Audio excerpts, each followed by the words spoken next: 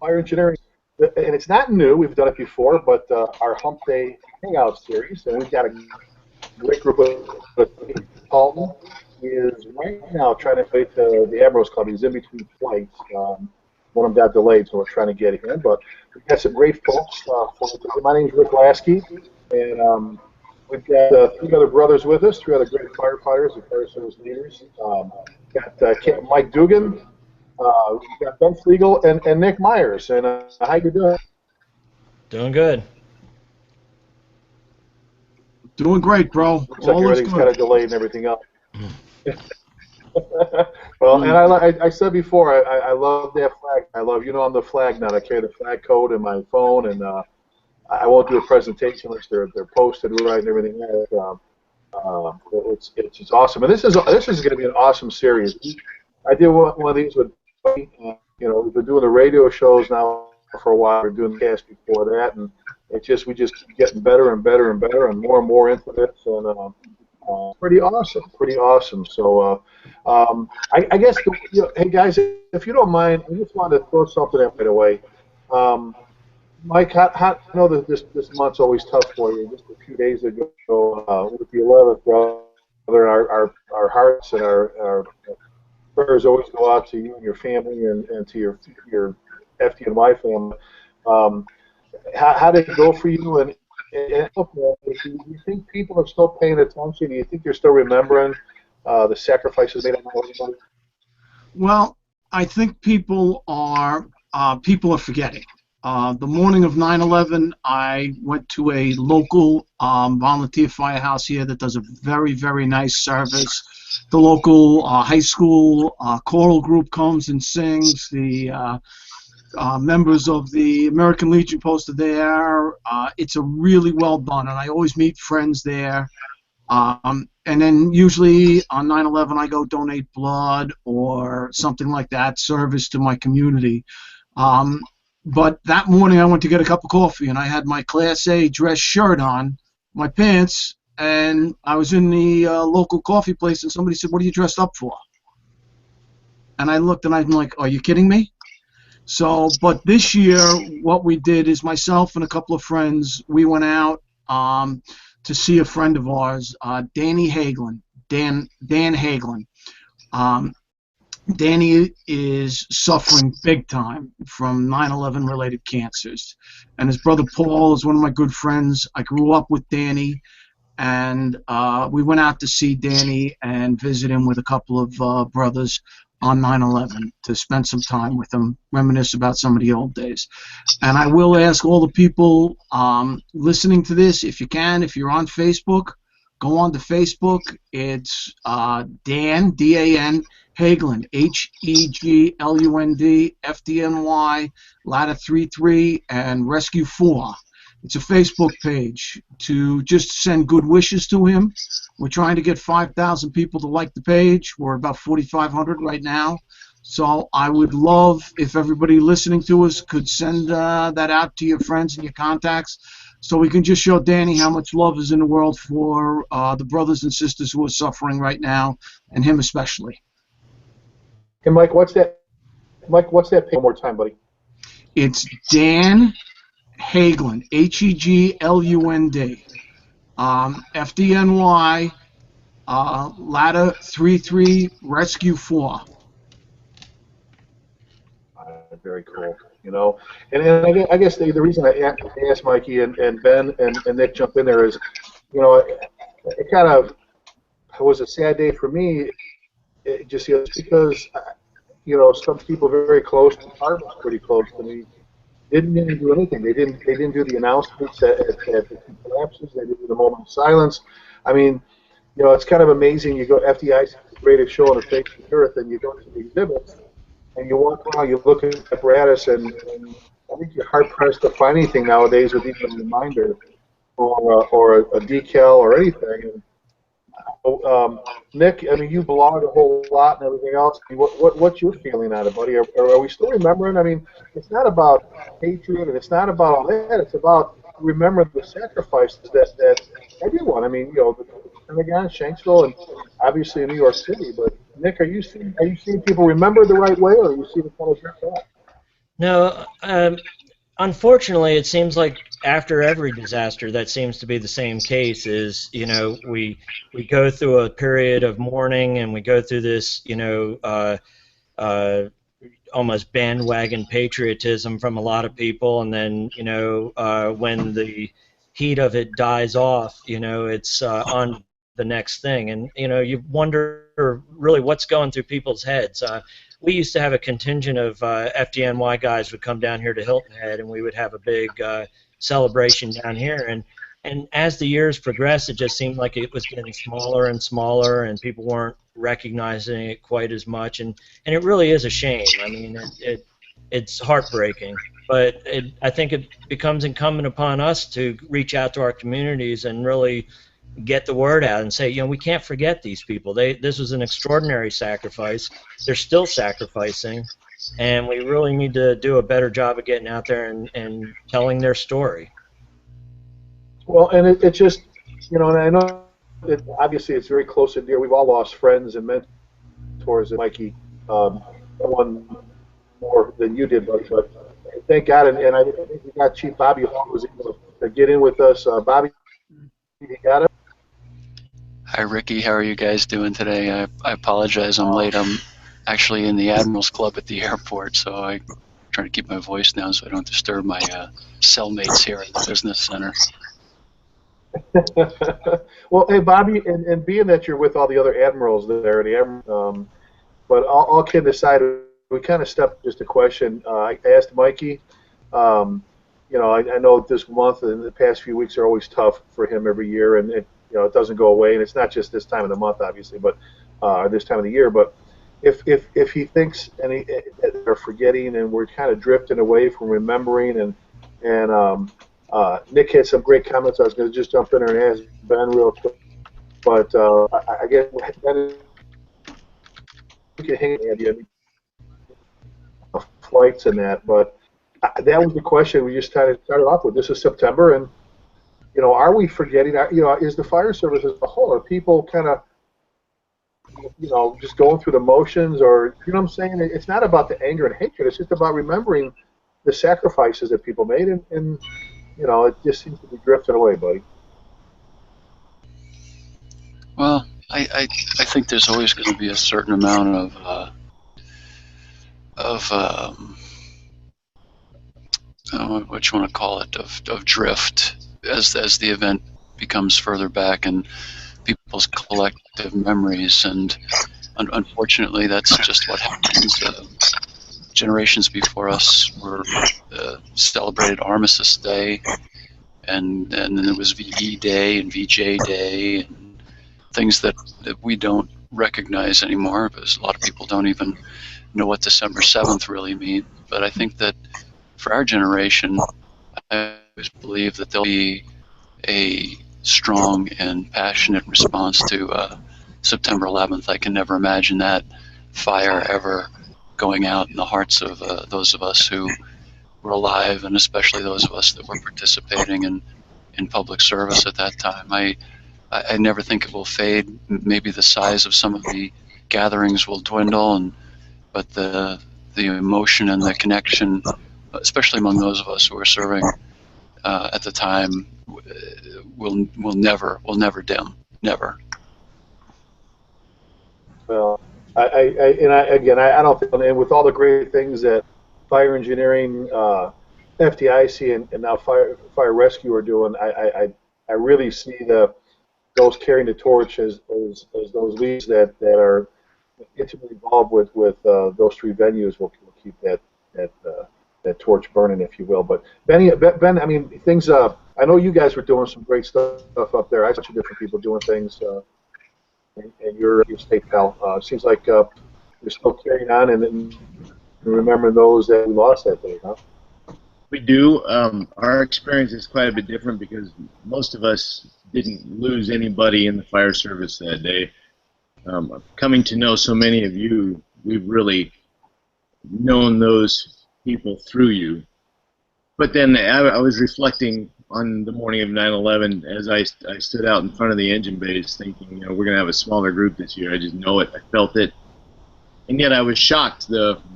It was a cold morning here in Alaska, and there was a huge crowd waiting in the engine bay. And as the bay door went up and they all came out for this ceremony, I was caught off guard. I just didn't realize that many people had come to join us. And we see all the same signs that you're talking about. There's no enthusiasm in the general public, and we didn't see the signs of support that we have in the past.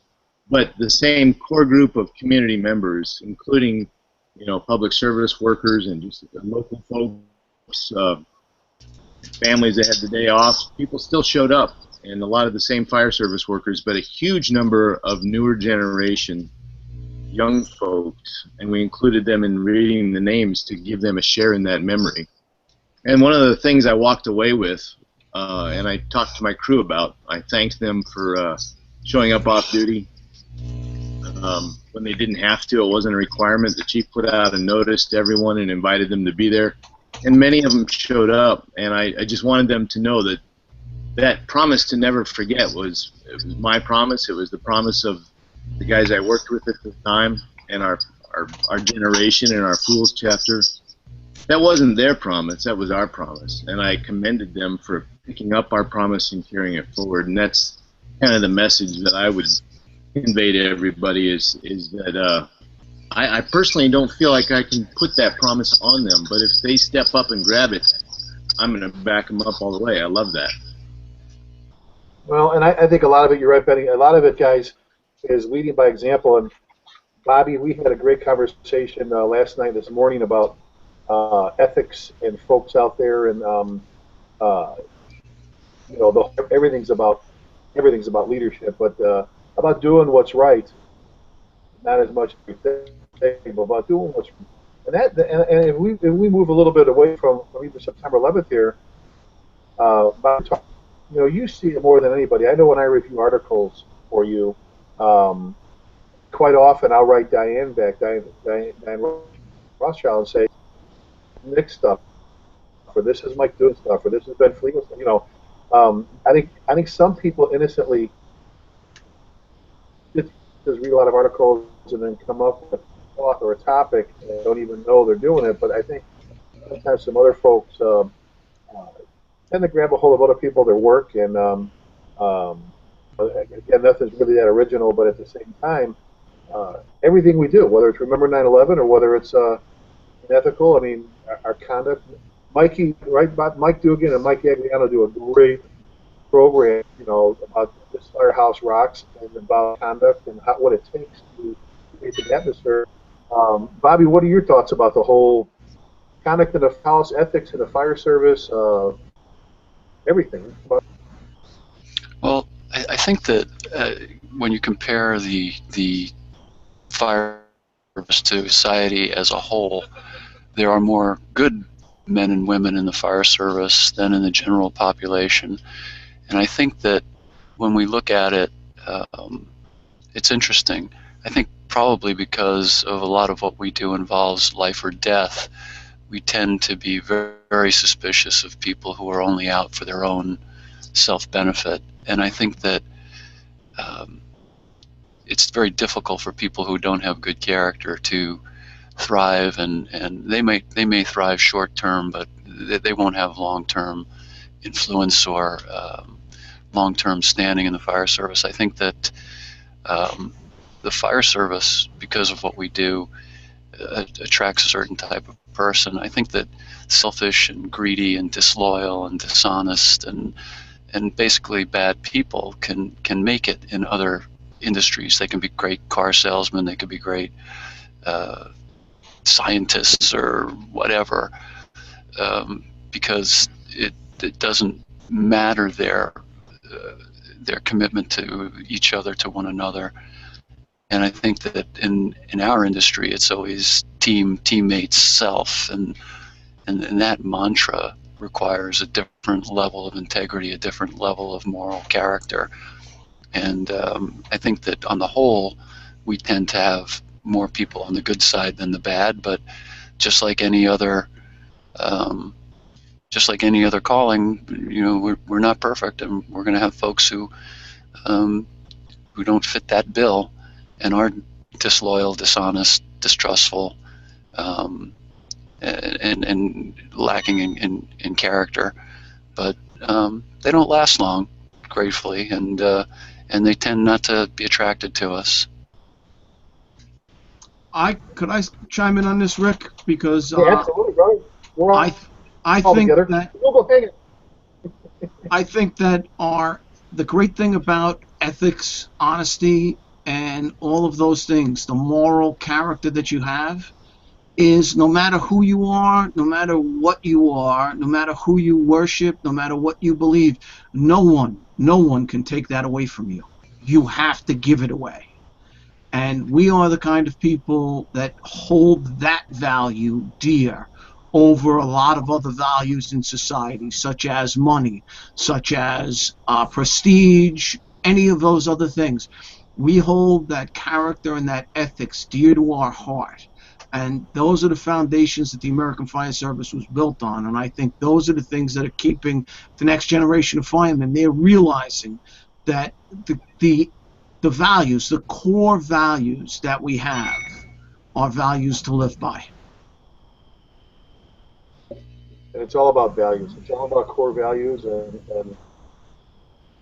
they all know that's the foundation that you stand up is what supports you, what you believe in, and they're more than just words. It's got to be a way of life, and I've said it for years that just because I sleep in the garage overnight, that don't make me a car. You've got to believe and live that way of life to do things the right way. I see Bobby laughing. Rick, I had to write that one down. That's a good one. Well, you know, Hey, Rick. it's just there's a lot of people out there talking about it, but you know. The interesting thing for me is that the fire service, like many other services, and from time to time our military has fallen into the same trap, and as well as our police officers, is that we tend to do a tremendous amount of training work on what we do, which is fitting and proper and important in the pursuit of excellence. I get that. But I think that now, more than ever, an important part of our message needs to be on who we are and what we can be, what our vision is going to be going forward into the future. Because I think that it's critical that we have that kind of vision, and that's the difference between education and training. Absolutely. Nick, were you going to jump in there with a bunch? I'm sorry, I didn't hear you. I thought you were going to jump in there before Nick. Oh well, it's kind of funny because I was actually just talking with my counterpart deputy chief about this just a couple minutes ago, and it's, you know, who are the people in our organizations that are sharing these values with the new members? With the, you know, we have to really look hard at who is setting the example. You know, what do we do in our organizations to convey these values and this legacy, you know, our artifacts, you know, what, and really, you know, it's just a matter of something as, you know, as picking up a, you know, having a challenge coin or something like that, and not just handing it to them, but explaining the meaning behind why we're giving it to them, you know, what these things are, what our traditions are, and why they're so important to us. It's one thing to have, again, like a challenge coin. It's another thing to understand the whole tradition behind it. And you know, you look at things like, you know, 9/11, and you think about the suffering that our brothers endured on those days. You know, I'm sure I'm not alone in saying that I sat at a television set and watched the names of our brothers being read off, you know, they're being read off as they go, and cried at those moments, knowing, you know, what was lost there, you know, those all those stories that we lost in that process. It's incumbent upon us to give those stories to our newer people and let them carry this on and let them really embrace it and say, this is the American Fire Service. But, you know, do we really do a good job of that? I don't know. One thing I'd like to point out is that, at least for me out on the West Coast, one of the reasons 9/11 was so powerful and so career-changing and life-changing is because you were witnessing that selfless act by so many in such a way that the average person who has not been to war or who has not seen that kind of intense moment in their lives, you don't have that experience to the point where you can make sense of it. So having lived through that, having known so many of you that were on ground zero and have directly suffered from it, conveying that to the newer generation has been a goal for me, because it turned my career upside down, turned my life upside down, turned my family's life upside down. And I think that's one of the things that we need to learn to if we want to see 9/11 remembered, and if we want to see these ethics we're talking about, the moral standard of the fire service continue. Those are some of the things we need to communicate. Because prior to 9/11, I would not have talked about the Brotherhood the way I can talk about it now. It was seeing it with my eyes that made the Brotherhood come alive, of witnessing such a sacrifice take place, and realizing that that is what we do. And at that moment, when we're asked, we have to ante up and kick in. And how do you convey that to new young people who have never experienced such a thing? I asked my crew. My youngest guy was in first grade, and he doesn't really remember 9/11 other than the news broadcast and his family being upset. So now I have to make it part of my mission to make it alive to him. Well, I think, and it's interesting, we've spoken a lot about ethics over the years, and I think that the best way to approach it is to begin early and to start early. And I always enjoyed the honor code, the simple honor code of West Point that says, we will not lie, cheat, or steal, nor tolerate those who do. And that's got to be the beginning. And from there, you can start to deal with our other virtues like integrity and honesty and courage and the greater virtues. But the simple basic that you can start with, hopefully you start with children when they're 2 and 3 years old. You don't lie, cheat, or steal, and most importantly, tolerate anyone else in your circle.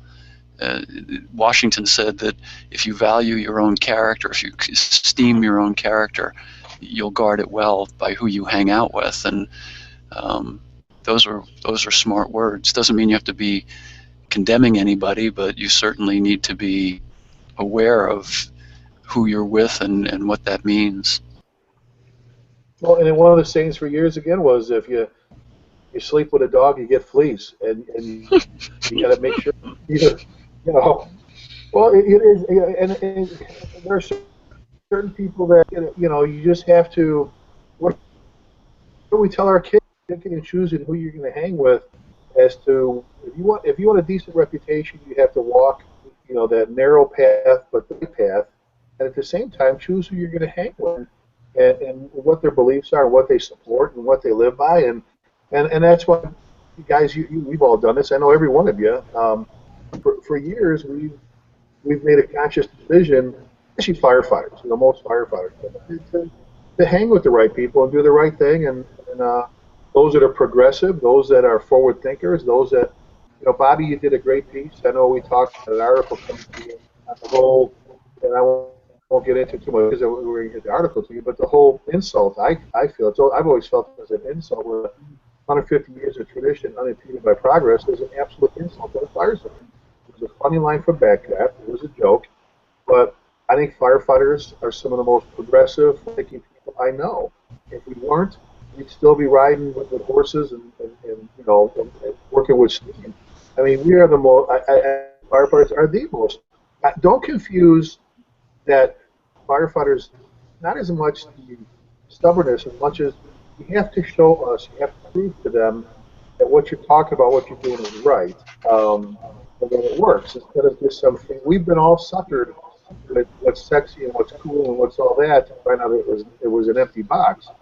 I think firefighters are incredible, and I think there's some of the most people out there. And Bobby, you want to comment real quick on I mean, Paul Combs' his cartoon that just came out about, you know, the whole, and you said it, don't throw the baby out with the water.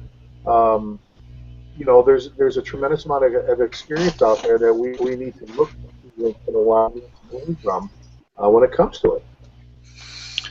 Yeah, I think that, you know, as we look at the evolution of, and Mike can speak to this too, as well as the evolution of our tactics, is that we've always had doctrine out there in the fire service about risk and risk management and about our basic tactics.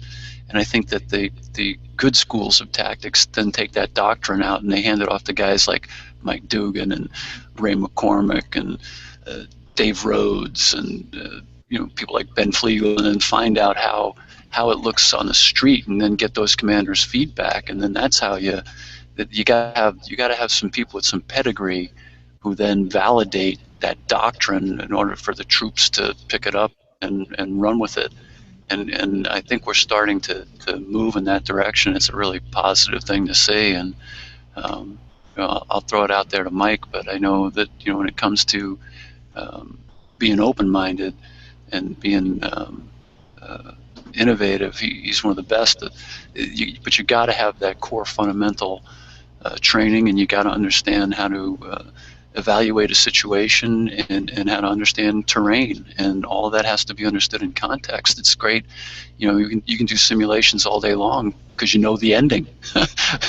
You know, when you're out there on the fire ground and it's foggy and it's cold and it's wet and people are screaming and sirens are wailing and engines are pumping, it's a whole different reality. And so that's why I think that where we're heading now is excellent, and it's I mean, just this the integration of this type of technology where we can bounce stuff around, bring in, you know, 5 of the smartest guys I know to kick stuff around with is just great. But I think to get back to the issue of ethics and training, and I think it's come up a few times indirectly, a lot of it has to do with what we used to call in the old days pedigree. We used to know a guy's pedigree, where he'd been, what he'd done, how he came up, you know, how many years he spent doing this, how many years he spent doing that. And I think we need to get back to that. I think we need to, you know, maybe with some of these blogs, the guy's curriculum vitae or the short list of his career should be hung there, so we know where this guy did, you know, was educated, how much street time he has. You know, it's hard to listen to a battle plan from a guy that's never been in battle. Amen. I think Well, it's hard when we were. Go ahead, Mike. Go ahead, Mike. I think that's a great point, Bobby. I mean, we were talking about tactics. We're talking about everything going on. Anybody who's a student of the game, a student of the fire service, knows that there are going to be new tactics come out. I mean, for a while it was WMD, then it was hazmat, undersea rescue. You know, you can go through all of these things the fire service buys into big time.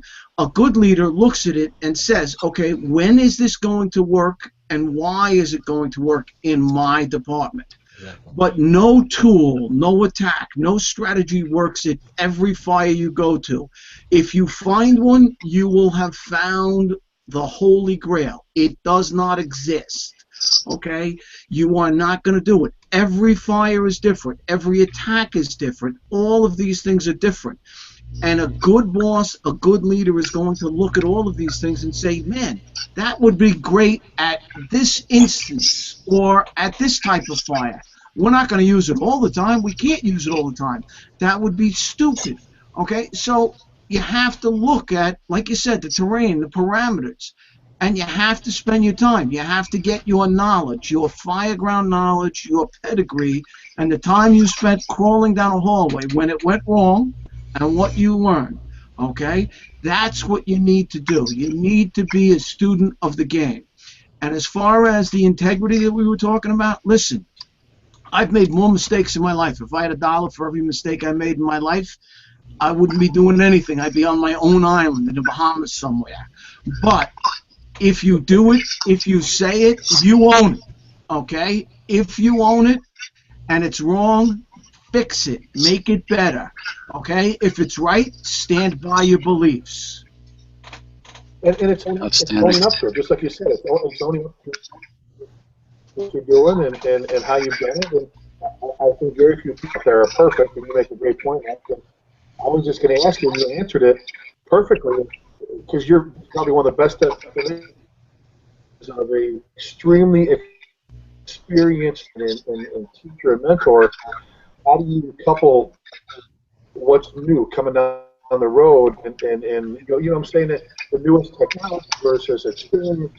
And you just explained it. As a leader, if you're not willing to take what's coming in and look at it and go, you know, this works, maybe that does it, or it's like reading a book. My buddy John has always said, you read a book and there's a wow, and the rest of it you go, I'm not. I think that was a great. I was just going to answer. That's a great explanation of how to combine, you know, the experience with coming down the pipe and how we keep progressing and working forward. I thought that was awesome. What do you think, Benny? I think we need to look for ways that it applies to your area, just like Mike was just saying. Splicers is a great example. There's quite a bit of discussion about that. Nozzle forward was a big rage up here, and it's still. And the young generation really takes those new things to heart, and they're very enthusiastic about it. What our role is, what I find my role is helping them see where that applies to what we do. We're not going to throw out our SOPs and the way we have done business just to add in something new. Going through a crowded trailer park with nozzle forward tactics isn't always the best maneuver, because you're going to get about 2 feet before your leg gets hung up trying to fling that hose forward. So there are applications for nozzle forward. The trailer park isn't one of them. However, there's parts of it, good control of your line, that do apply no matter where you're at. So helping them see those values and to pick and choose which things to apply and when, I feel, is how we take that new information. Splicers is an example where it's just now becoming something that the departments are addressing officially around here. A lot of firefighters still don't know what it is and how it will apply to us. So that's kind of my take on that. Well, it's about I think it's about staying connected and staying connected, and Bob, you know, talked about in our leadership programs about when you've got a brand new fire. One of the first things you should do as a mentor, as an officer, is sit down with her, with that young guy or gal, show me your phone. Show me that you're got fire engineering's app on your phone. Show me that you're blogging or you're talking with the folks at Firefighter Nation. I told I renamed that, by the way, Bobby. It's no longer Firefighter Nation. It's because it is, and they're not just a nation. But if you're not connected, if you haven't subscribed to the secret list, the worst kept secret, if you're not watching things like this, you know, as a leader, you're not doing it with your young firefighters. You just sit down with them and go, this is the magazine, this is the digital magazine, here's the NIOSH reports, and here's this and here's that. If you're not doing that with them, it's not going to happen on it. It's not out of some book into them. As a leader, and that's everybody that's got time on the job, whether it's 5 years or 50 years, I think we just need to step up and make sure our young men and women, you know, realize they need to be engaged. Yeah, and I think that all lead all the time. It's just whether we're leading well or we're leading poorly, and we need to always remember that folks' eyes are on us all the time, and and it's important too. I think that we need to remember that somebody taught and inspired Ray Downey, somebody taught and inspired John O'Hagan, somebody taught and inspired Abraham Lincoln, Ben Franklin. We'll never know who those people were, but what they did changed the world. And I think that it's not so much the quantity of who you're speaking to or reaching as quality. In other words, the quality of the responses. When you think of a guy like, you know, Ben Fleagle or Mike Dugan, or out there teaching a class, or you, Ricky, teaching a class, you don't know who, you know, in them you're talking to, who will be the next, you know, Emmanuel Freed, or the next Bill Clark, or the next, you know, insert the great fire service leader's name here. You know, somebody at some point in time slapped some young guy in the back of the head in Phoenix, Arizona, and said, "Go to school." And that kid he slapped was Alan Brunacini.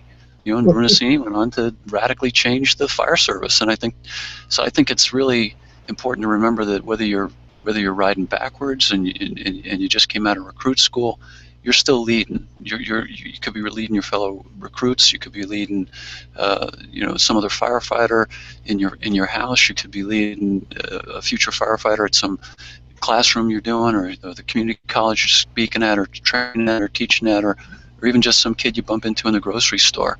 You don't know, and there's an old saying from the Jesuits, a guy named Lowry quotes it all the time. You need to live with 1 foot raised, always ready to take action, to do something. But at the same time, remember, it's more important about how you do it and what your motivations are than how well you do it. Amen. And I think that's a very, very, very good point, because to me, a leader is someone who is leading when nobody's watching. Okay? When you're out there and you're teaching, you're talking to your people, you're leading when no one is watching, and you're always taking positive action to educate your men and women, to educate your firefighters, to educate your officers, to educate up, educate down, educate sideways, educate everybody, okay? It's all about understanding what's going on in this world. The world is changing. We can all see it with what's on the nightly news now and everything else. You have to be ready. You have to be ready for everything, okay? And you have to have a plan, because if you wait until the day that happens, you're not going to have a plan.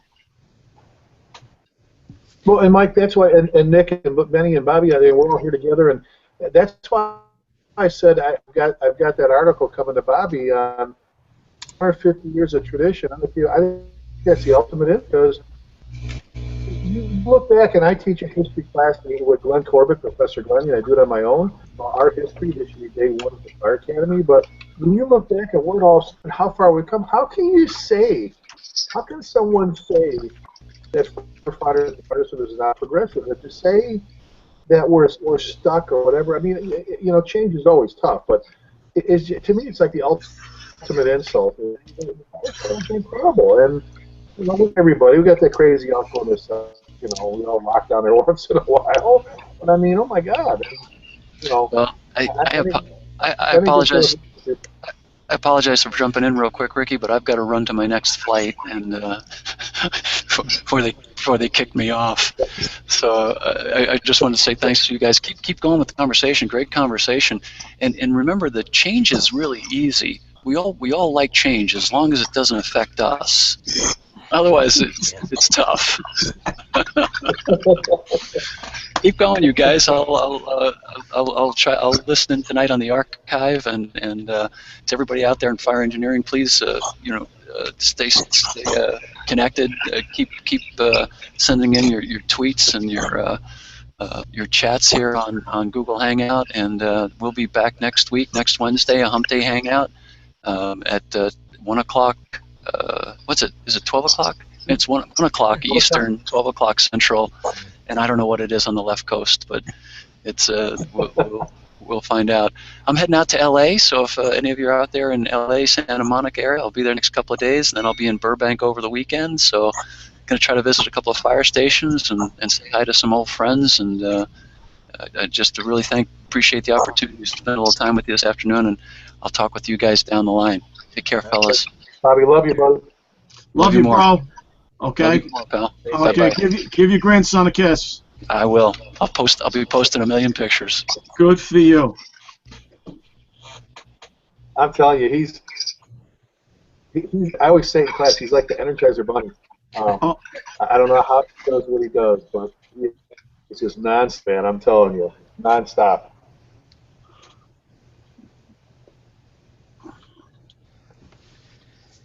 We still got everybody. I'm still here. So where were we? Okay, and, I guess. Well, one of the and it's always difficult with and everything else, but if you were, and I'm sure all you guys were reading this morning, there's just a bunch of stuff on Twitter and Facebook and the different blogs and all that.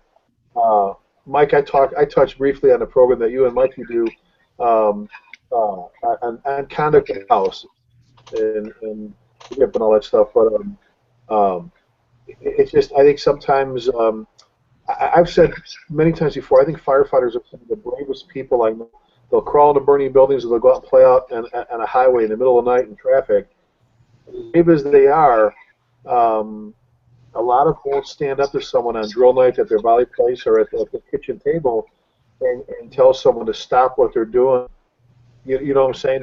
They won't, as brave as they are, they won't stand up to someone and say, look, what you're doing is wrong, and you're painting a bad picture for all of us, and you're making us all of that. Because what goes on whatever coast affects us here in Texas or up in Chicago, and the other way around.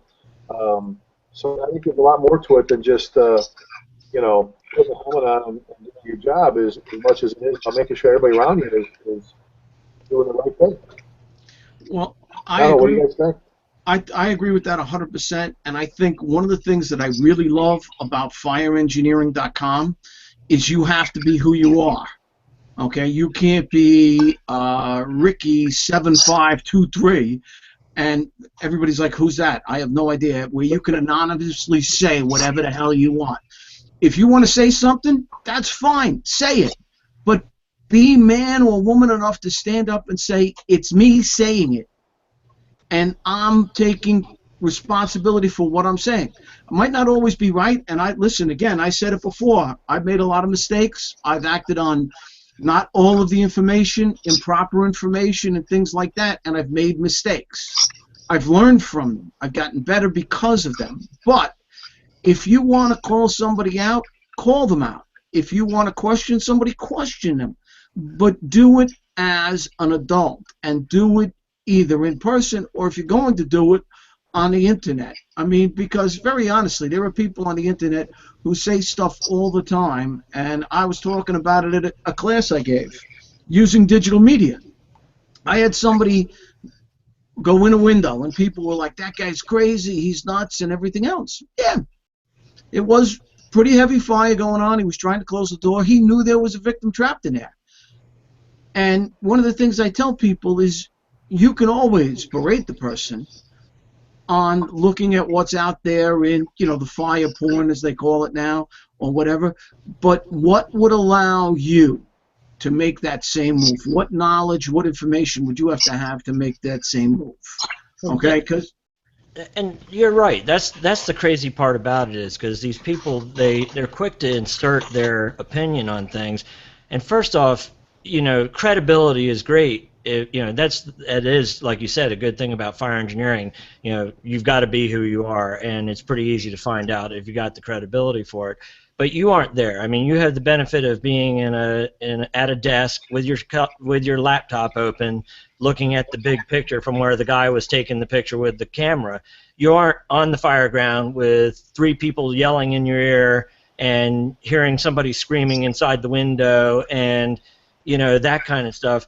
You make decisions, and it's easy for you to say, hey, you know, oh, they don't have their gloves on or something like that. You know, at the time, you act. And, you know, looking back on it, maybe it wasn't a great move you made. But, you know, we take action. That's what we are. We're firefighters. You know, like Bobby said a second ago, living with 1 foot in the air. That's what we do. You know, we're always looking for opportunities to improve the situation or to you know, help somebody or something like that. And sometimes the moves we make aren't the swiftest moves. I mean, trust me, I've made a few pretty good mistakes in my lifetime too. But it's the example that we set that's going to influence everybody else, and we want people to look at us. And if we look back on it and say, yeah, that wasn't a swift move, but here's why I did it. You know, that's what makes us leaders. It's putting that ego aside and saying, yeah, I made a mistake, and here's how we're going to learn from it. Some people can't admit that they made a mistake, you know? Having clear direction from the top is really important as well. Just talking yesterday with my newer members on my company, we were discussing. They brought up the question. Well, Cap, what if we're out in the brush truck and we're on scene first, and we have to make that decision? And we talked about, well, what do the SOPs say, and what does the chief's risk management policy say? And I know how my chief feels. I know that if I'm justified and I can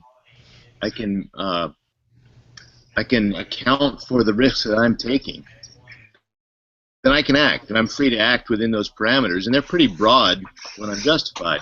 Educating them on those same parameters and helping them understand them opens up the door for them to make a decision. And that's what we tend to fail at, I believe, is helping them understand, well, these things are acceptable, and this is how you view it. Well, we put it in our SOPs. Yeah, we put it in our SOGs at the top. It says, these are the SOGs. This is a guideline. I mean, frankly, this is how we'd like to see it done in a perfect situation. But you know what? When's the last time you went on a scene that it went according to the way that it says in the SOG? So it says if you have to deviate from this guideline, we ask you to use good judgment. And then the bigger and the more important part is that I tell my people is come back and tell us why you did it differently so we can learn from it and put it in our SOG. And then we improve. That's improvement. I agree. Very well said. I agree wholeheartedly. And nothing is ever going to go textbook. Okay? Nothing. Has anybody here ever been to a textbook fire? No. There's always something. A little more you can learn, a little more you can get. A mistake you've made. Maybe I wish I did something different here. That's the way it is. And that's how we learn. Educating our young people to make decisions is a huge, huge, huge part of being a leader. Because very honestly, a lot of young men and women out there have never made decisions because mommy and daddy have been protecting them forever.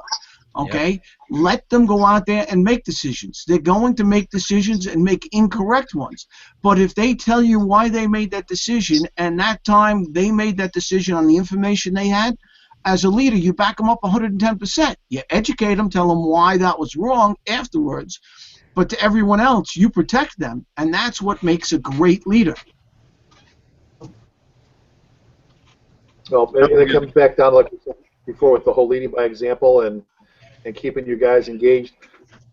Mikey, I love, and you'll be the first one to say it, as great as the FTNY is, but at the same time, I love the little saying that you guys have for a new firefighter too is, and I've heard it umpteen times at your firehouses, is now that you get on the job, get into it. And I love it. It's not just, okay, now here I am, what are you going to do for me? It's still not at the job, it's time to get into it so you can move forward and do the things and be one of those future leaders. You've got to be engaged. Absolutely. I was going to add on to Michael's point earlier, is that when we allow them to make those choices, we also need to shield them to the degree necessary to also carry out our mission. In other words, if I make the decision to allow them to make those choices, I have to have a plan B for if they make the wrong choices, right, so that we can survive that decision-making process and kind of create a buffer for them to make a mistake in. And that way, when they see the mistake and you can hold up, say, the SOG or the SOP and say, I allowed you to make these decisions because the SOP was there for you to make your decision with. And they say, well, I made the wrong decision. Yes, but now you can see why the SOP applied, and it's a part of the learning process. If we just bash them for making a bad decision, we haven't achieved anything, or if there's no room for them to make that mistake. Absolutely, and I agree with you wholeheartedly. And the other thing about that is once you have shown them their bad mistake and educated them, they shouldn't make it again. If they make the same mistake twice, then you're going to have to start educating them on a little more direct tactics, so to speak. But it's like somebody leaving a tool. You do it once. The first time you do it, you leave a tool on the rig or something like that, you get away with it one time. After the second time, it's, you're going to get educated by the brothers and the officers of that fire company. But that's the part where people, as leaders, need to step in and be leaders. It is funny when you see sometimes, and it's that whole buddy to boss thing, that some of these guys, they come up through the ranks and they're reluctant to point out that they see that somebody's done something wrong or differently, because if you tell me I've done something wrong, then me personally, Mick Mayers, the way that I look at it is, if you tell me I did something wrong, then I'm going to look at it and say, okay, well, what do I need to do right and try to fix it? Some people can't accept being told that they've done something wrong. Some people need to develop a thicker skin, and especially in today's day and age, it seems like you tell somebody they did something wrong and it becomes a indictment of their character, and that's not it at all. We're trying to help them improve. And I think it does have a lot to do with the delivery, but we also there's some balance there. And as leaders, as we come up through the ranks, we have to make sure that we realize that this is for their own good. We try to tell people these things so that they can improve. And maybe we have to soften the blow a little bit. I don't know. I know I had a foot put in my butt a couple of times when I did something wrong. I'm still alive to talk about it. So. Well, and what? And I'm looking at things here. We've got like 9 minutes left, I think, before we go off. And we're sitting there and Bobby in the air right now. Maybe take a look. I think this has been awesome. Great comments. I'm getting pinged right and left on Twitter and Facebook, so it's all great stuff. Maybe let's start with Benny, and then jump to Nick and then Mike. Ben, I guess to do this as a closer, what advice would you give? You've been doing this. Everybody hears this a long time. What advice would you give? Let's do one question for everybody. A new firefighter walked in the door. He or she's kind of unsure. Maybe they didn't grow up in a fire service family. You're the senior firefighter or the officer. What advice do you give that new firefighter? I hit them hard with "This is our house, and you're welcome in it," and I make them feel welcome. But I also let them know that there's a strong standard that we're inviting them to step up to. I encourage them to demonstrate that they want to be there. And, for example, we have a policy, 6 a.m. is when work starts and not before. So they're not expected to be the first one up, not officially. But by being the first one up, by already getting at the dishes, taking a rag to the rig, they're showing the guys that went before them that they want to be there. Little things like that, and go through the usual list of proby beginnings. But really, it's establishing for the people that you're working with that, yes, I want to be a part of this. But so many young guys coming through the door don't know how to convey that. Either they're so frightened or they're so out of their element, they just kind of clam up and they do what's safe and familiar. And it's incumbent upon the senior people to show them that more is expected, and that it's okay to step out and show who you are and participate, but be respectful about it. We're very inclusive in our department. We really encourage the new guys to take a solid presence on the floor right off the bat. But at the same time, we do expect them to be respectful of the people that have gone before them. Outstanding, buddy. Nick, what do you got, buddy? What's advice, bud? There we go. I think I'm on now. Muted a second there.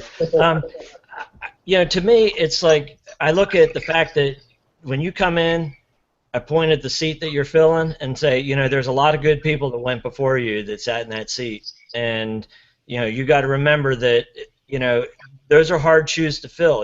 We had a lot of relationships with the individual that sat in that seat. We had a team. We bonded together. We've gone to each other's kids' birthday parties. We've, that kind of stuff. And, you have to earn a right to be in that seat. So act like you want to be in that seat. Show us that you mean it. And, really what Ben said is exactly it. Show me that you care. Show me that you want to do this job. Because, I come from 4 generations of firefighters, and, there's not a single person in my family that, you know, when they got into this business, didn't know that that you really have to care about the job, and you really want to, you know, you got to show that you really want to do it. But not the people that I'm seeing these days, they don't have that kind of background. They don't have the family to point them in that direction. So you got to, you know, show them why you're so invested in it and why it means so much to you. You know, I've got my grandfather's white leather helmet sitting in my office, and when somebody walks in, I say, you know, that was my grandfather's helmet. And there's a reason why I'm a firefighter.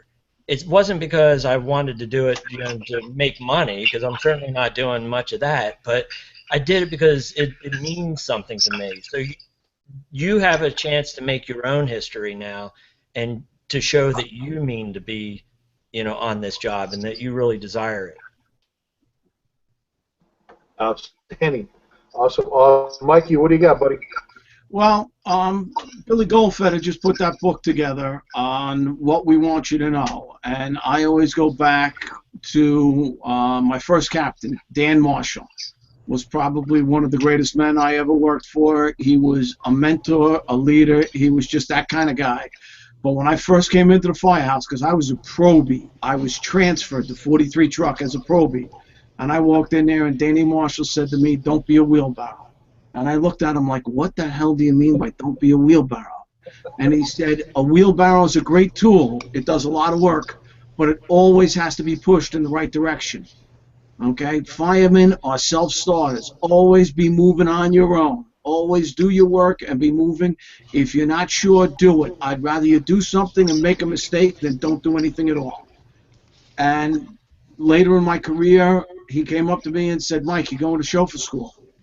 And I said, "But Cap, there were 5 or 6 guys in seniority ahead of me." And I said, "They should go." And he goes, "They might be ahead of you in seniority. They're not ahead of you in your leadership. You are the next man up."